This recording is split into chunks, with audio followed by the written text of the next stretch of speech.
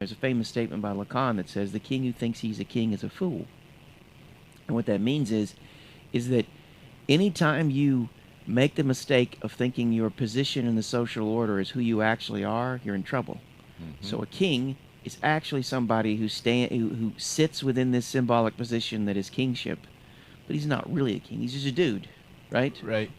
And if you're same with anything, any profession, if you're a policeman who thinks he's a policeman, you're in trouble because then you could suddenly start doing bad things. But if you realize, wait a minute, I've been given this role as policeman and I can live up to it or down to it, whatever the case may be, but it doesn't define who I am for better or worse. Right. Yeah. Just get too much involved and overwhelmed by the position, lose who you are, lose yourself in some ways. And we wouldn't want someone like that in power.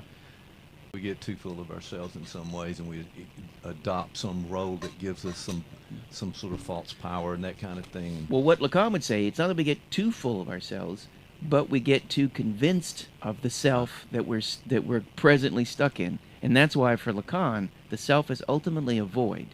It is, if at best, something that is becoming, or it is something that is only exists within whatever context you're given.